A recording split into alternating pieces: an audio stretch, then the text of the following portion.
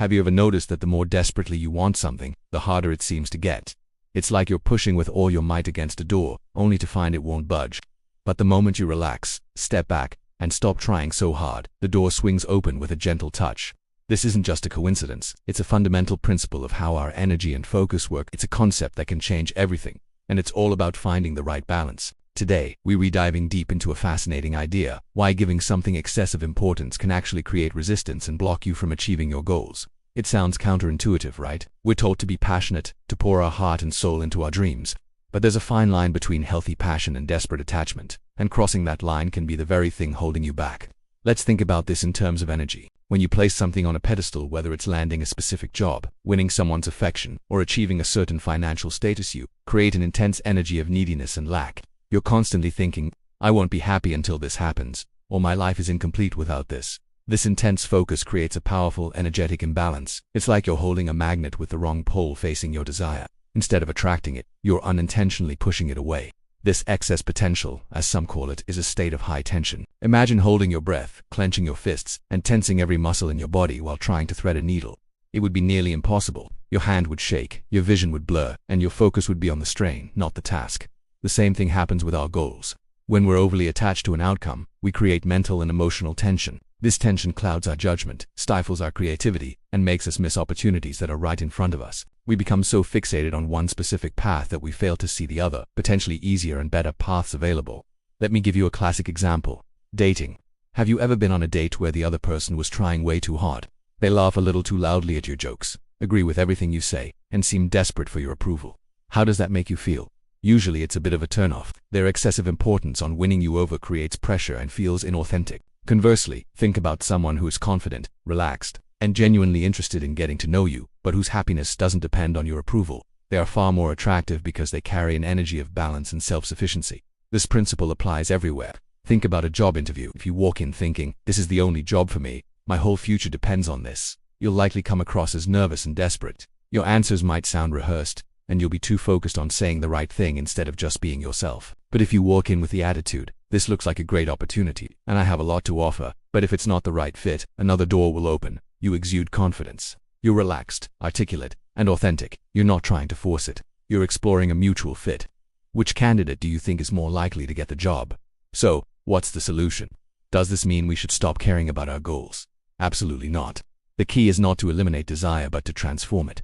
It's about shifting from a state of desperate wanting to a state of calm intention. It's the difference between I need this to be happy and I would love for this to happen, and I trust that everything will unfold for my highest good.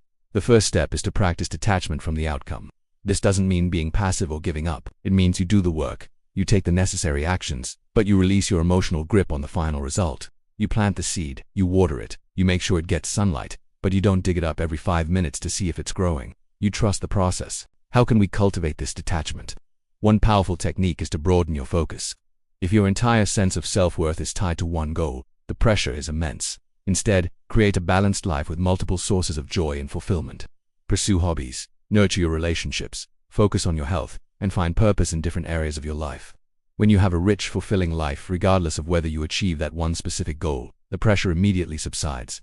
That goal becomes a cherry on top rather than the entire cake. You can pursue it with a lighter, more playful energy, which is ironically far more effective. Another key practice is to visualize not just the achievement of the goal, but also the feeling of being okay if it doesn't happen, or if it happens differently than you planned. Acknowledge that your well-being is not contingent on this one specific outcome.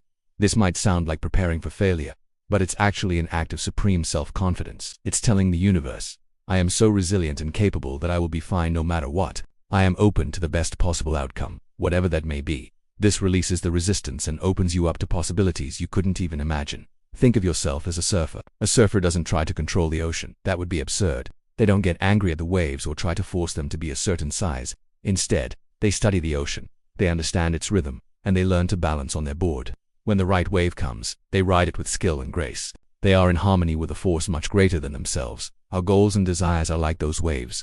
We can't force them to appear, but we can prepare ourselves, maintain our balance, and be ready to ride the wave of opportunity when it arrives. If we're too tense, too fearful, or too desperate, we'll wipe out every single time. This is the art of balance. It's about taking inspired action while remaining in a state of inner peace and trust. It's about caring deeply but holding on lightly.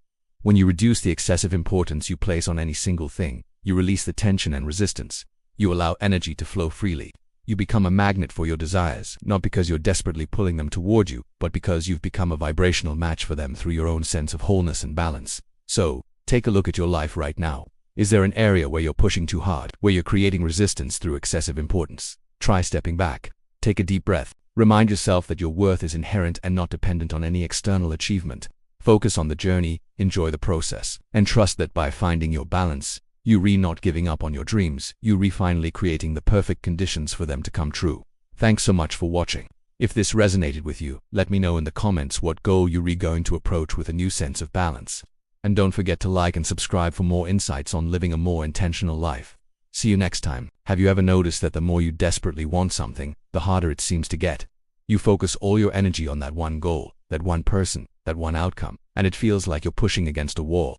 What if I told you that the very act of placing excessive importance on something is what creates the resistance you're feeling? This is a concept that can literally change your life once you understand it. Let's start with a simple example. Imagine you're walking on a narrow beam. If you just walk across casually, you'll probably make it to the other side without any trouble. Now, imagine that same beam is suspended 100 feet in the air. Suddenly, the stakes are sky high. The importance of not falling is immense. What happens? You get tense. You overthink every step, your body stiffens up, and ironically, you're more likely to lose your balance and fall. The task itself didn't change, but the importance you assigned to it created a huge amount of internal pressure and resistance. This is what happens in our lives all the time. When we make something excessively important, whether it's landing a dream job, finding a romantic partner, or even just having a perfect day, we create what we can call an excess potential. Think of it like a law of nature. The universe loves balance. When you create a massive imbalance by pouring all your energy and desire into one single point, natural balancing forces will emerge to try and bring things back to equilibrium. These balancing forces are what we experience as obstacles, setbacks, and resistance. So, why does this happen? When we fixate on something with intense desire, we're essentially telling the universe, my happiness depends entirely on this one thing. This creates a powerful energy of neediness and lack. You're not operating from a place of wholeness but from a place of desperation. This energy is tense and rigid. It's like trying to catch a butterfly with a clenched fist. The harder you squeeze, the more likely you are to crush it or have it slip away. You need an open palm, a relaxed state of allowing. Let's look at dating. Have you ever been on a date where the other person is trying way too hard? They agree with everything you say, laugh a little too loudly at your jokes, and you can just feel their desperate need for your approval. It's a turn-off, right? Their excessive importance placed on winning you over creates an awkward, resistant energy. Conversely, the most attractive people are often those who are confident, relaxed, and seem perfectly happy with or without you. They aren't creating that excess potential. They're balanced. The same principle applies to career goals. If you go into a job interview thinking, this is the only job for me, my life is over if I don't get it, you're going to be nervous, unnatural, and probably won't perform at your best. The interviewer will sense your desperation. But if you go in with the mindset, this looks like a great opportunity, and I have a lot to offer. If it's a good fit, fantastic. If not, another great opportunity will come along. You project confidence and competence. You're relaxed, you're yourself, and you're far more likely to get the offer. You've reduced the importance and, in doing so, removed the resistance. So, the big question is, how do we reduce the importance of something we genuinely care about? It's not about pretending you don't want it. That's just suppression, and it doesn't work.